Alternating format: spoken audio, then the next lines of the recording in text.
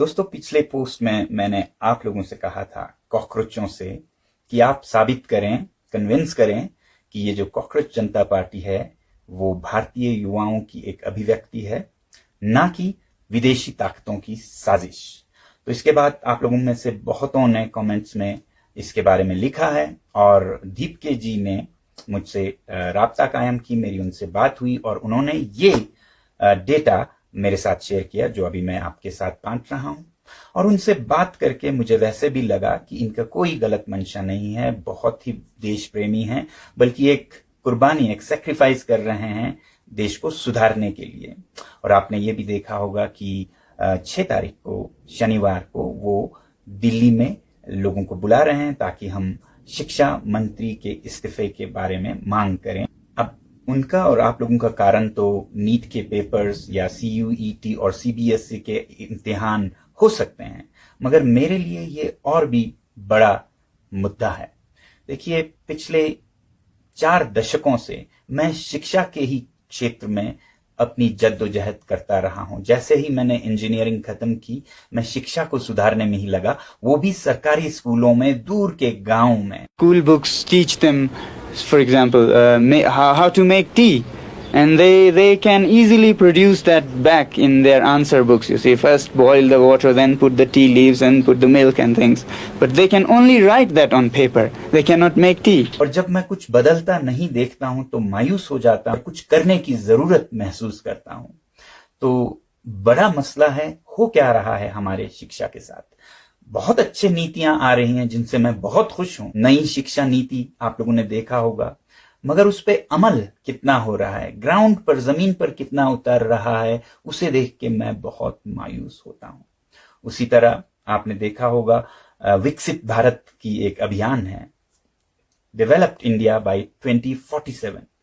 अब ये विकसित भारत किसे न पसंद आए, मगर इसकी भी अमल को अगर देखें तो शायद आप मायूस हो जाएंगे।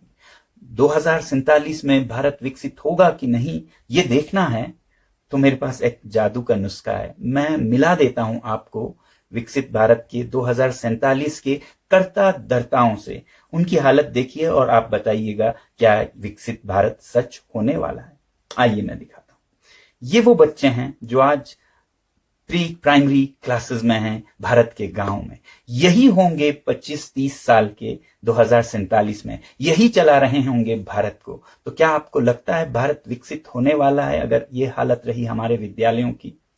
इसलिए मैं कहता हूं कि मंशा बहुत अच्छी है। मंशा के लिए मैं सरकार को 10 में से 10 दूंगा, मगर फिर अमल या हरकत उस पर कितनी होती हो वो फैसला करेगा कि बरकत कितना होता हो, क्योंकि हरकत में ही बरकत है, सिर्फ तमन्नाओं से नहीं बनता है एक देश।